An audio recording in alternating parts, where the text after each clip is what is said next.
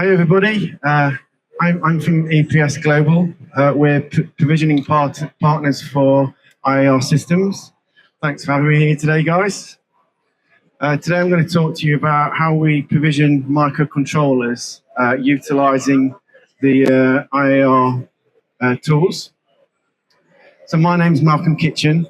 So anything to do with embedded security at EPS Global, people call me. So EPS Global are a preferred programming and provisioning partner for many semiconductor manufacturers, tier 1 companies, OEMs, and contract manufacturers.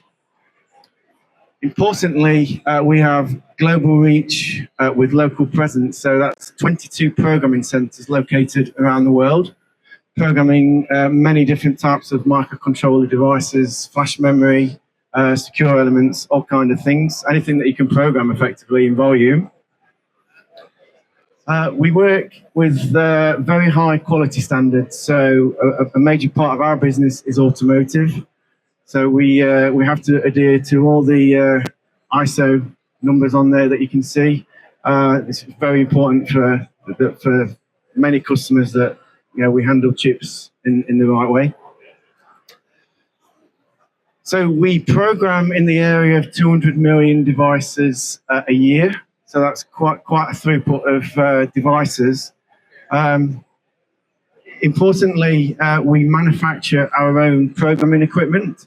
So that means that we can scale as and when we need to at the right locations as well. So if we have a customer that moves production to a different area, we can be very flexible on how we work with them. With programming and provisioning, it obviously has to be cost effective. That's one of the prime things. Because we manufacture our own our own programming equipment, that's generally very easy for it to be very competitive. And of course, I'm here today talking about how we secure microcontrollers using the IAR system. And our programming centers are also very secure in their nature in terms of getting access into the buildings, and all the staff have to use fingerprint recognition to get onto a programming machine. So security is at the heart of what we do. So I mentioned the 22 programming centers globally. So we're on every continent. We're headquartered in Dublin. And then we have manufacturing production facilities in Eastern Europe, so Hungary, Czech, Romania. In the US, we're based in Indianapolis, and we have 4 sites in Mexico, 2 in Brazil. And then over in Asia, we've got 3 in China, 2 in India, Malaysia, and Thailand. So basically, we put a programming center where there's high volume electronics manufacturing. It's very important with the programming and provisioning process that we're close to our customers. So here's effectively the machine that we use to program the chips. These are the machines that we actually build in the Czech Republic. You can see all the handling equipment is built into the machine. And indeed, the security appliance that we use from IAR is also integrated into that machine. I've got one of those here to show you in a few moments. What's quite unique about this machine is you can see the reels on there. We can actually put any format in and any format out. So we can put trays in and tape out and reel out, or any combination of those. So it's really very reliable process. So I'm mainly here today to talk about the secure solutions and how we work with IAR. So the first term here is embedded security. That's quite a broad subject. So what we're really talking about here is how do we provision a chip, typically a microcontroller? How do we protect your firmware? How do we protect IP? How do we help you meet all the new legislations that's coming out? And how do we help you authenticate with the cloud? These are all things that we can do jointly together with IR systems, mainly using this nice little blue box here that we call IR a security appliance, and it's got a HSM built into it. So this is the machine that's positioned in our programming machine that I showed earlier. So effectively what we're talking about is secure provisioning a microcontroller. So this table sort of illustrates the levels that we go up in terms of security. So at EPS we can perform what we call secure programming, which is effectively we put a standard programming file into the microcontroller without a HSM. Of course, we would then put that secure file onto a secure server. What we do with IAR is go a step beyond that, and we actually start to add encryption to the firmware file. So IAR have a great tool called ESEC-IP. That stands for Embedded Security IP. And we do two versions of that, the basic version and the pro version. With the basic version, that enables us to effectively do automated encryption on our programming machines. So that means we encrypt your file at your customer site, and then once it gets to the HSM, the blue box there, that will decrypt that file and inject the decrypted file into the microcontroller. We can always also use that basic version for generating cloud onboarding certificates, which is a really helpful thing to be able to do. We then look at ESEC-IP Pro, and that's the more advanced version. The difference there is that the decryption actually takes place on the chip. So we're actually programming or provisioning uniquely encrypted files into each microcontroller that we program, with the associated keys and certificates.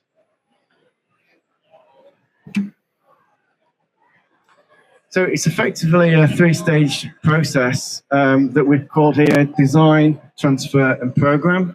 So at the customer OEM design site, you've got unencrypted code there that we run through the ESEC-IP utility. This effectively encrypts the firmware. And for ESEC-IP Basic, you don't need to modify any of the code. For ESEC-IP Pro, there is some modification. It's more addition of libraries that are needed to decrypt. But other than that, there's no code modification needed.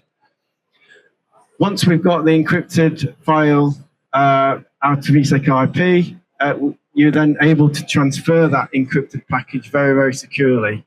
So you could do that in any format, even by email. We wouldn't actually do it by email, but you could do it by email, because the only thing that will be able to decrypt that file is the magic blue box that's stored in our programming machine.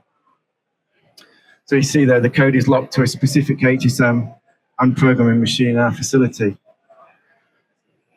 So in the programming center, so we've got the blue box there. The proper name is Security Appliance, but it's got a HSM within it.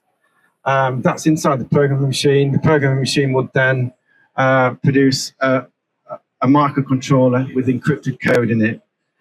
And because we've imported libraries at this stage, the microcontroller is able to decrypt it.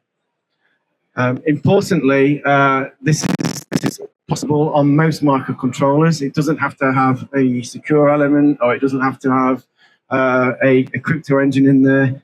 IAR have provided all the tools necessary to decrypt your code. So a little bit more detail about IAR embedded ESEC-IP. So as I just say, it works with any MCU or MPU. And if there are security features in there, it would take advantage of that. It encrypts firmware uniquely per device. We're also able to provision authenticated identity into the device. We're also, if there's any, some microcontrollers or application processors have some specific configuration that needs to be done securely, We can also configure the HSM to do that. It will generate keys and certificates. And as I mentioned earlier, if you are connecting to a cloud service, we can generate onboarding certificates. And we have a working demonstration for that connecting to AWS, which if you're interested in, I could show you. Just importantly, to talk about the security appliance a little bit more. What's always important with HSM is the tamper-proof aspect of it. So if you try to modify this unit, it would ultimately self-destroy itself. So we've been laughing about that earlier. Something like what happens on Mission Impossible. So yeah, it's impossible to get code out of this once we've loaded the PPKG into there.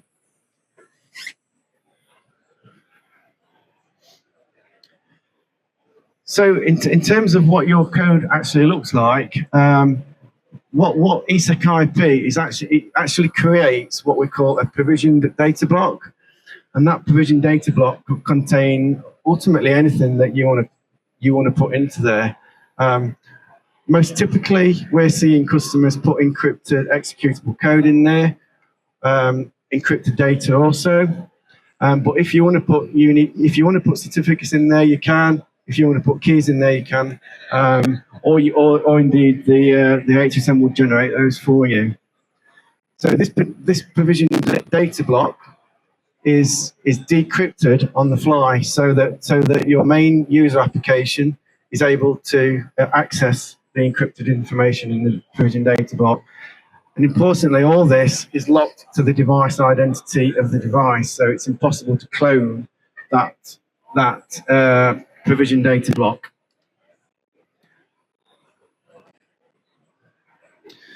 So this is a complete picture of what an example process flow looks like.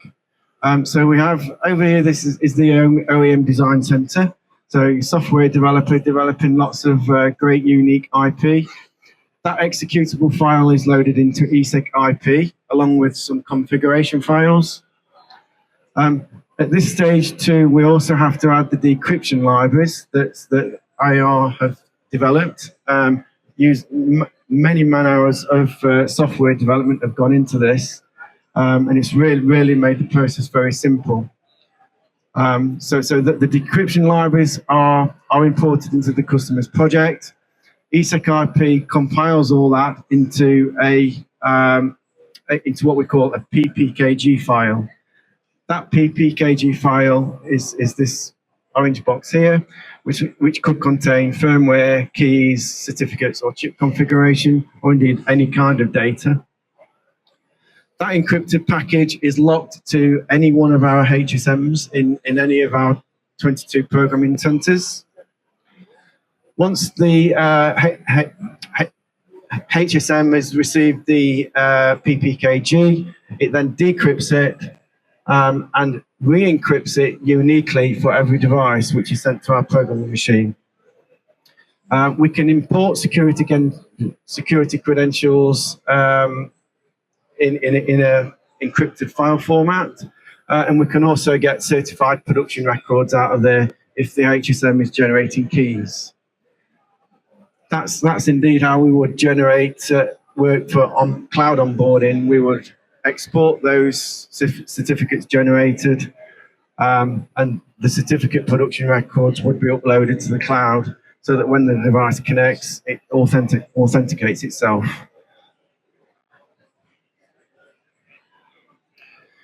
So here's an example of how we work with cloud onboarding certificates.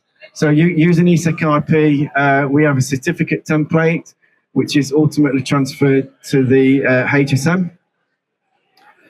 The HSM then creates an asymmetric key pair, which is generated for each device. So ultimately, when we finish with it, every device that we ship has got a unique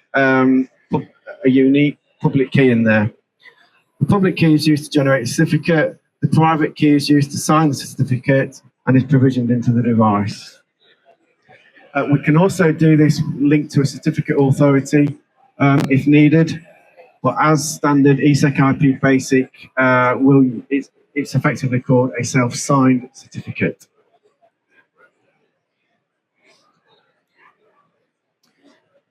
So once we've actually created the onboarding certificates, we effectively end up with a production record. So that production record contains all the certificates that we put into the chips. That production record is then loaded into the AWS cloud system, so that when your end product connects to the cloud, it's able to recognize that it's an authenticated device. So this is an example of the AWS flow, but that could be it could be a Microsoft cloud, or it could be any of those Google, any of those cloud onboarding cloud services that everybody uses today. So yeah, just as a quick summary there then, so combining IAR's embedded security with EPS Global's provisioning services, we're able to produce a robust and proven solution to securing your microcontroller code. As I mentioned earlier, embedded security is quite a broad term. You can put lots of things to that, but the thing we're really focusing on here is how we provision that, how we protect your firmware, how we protect your IP, and how it helps you meet legislative compliance, and of course, cloud authentication. That's it from me. Thank you very much. And we have a question. Hi, Malcolm. Thank you. Great presentation. Thank you. In that PPKG, does how is there a record for the production count that you're authorized to build for me? Yeah, that's a really good question, Dwayne. Yeah, so as you say, counting how many devices that a provider is able to produce is really important, and ESEC-IP will actually produce. You as the customer would tell ESEC-IP how many devices you're allowed to program. It would then put that into the PPKG, and the HSM would limit what we can program. So yeah, absolutely, we could do that. Yes. Perfect. That helps prevent overproduction of our products. Right? It does, Dwayne. Yeah, that's the word you're looking for, isn't it? Good. Thank you. Thanks, Dwayne.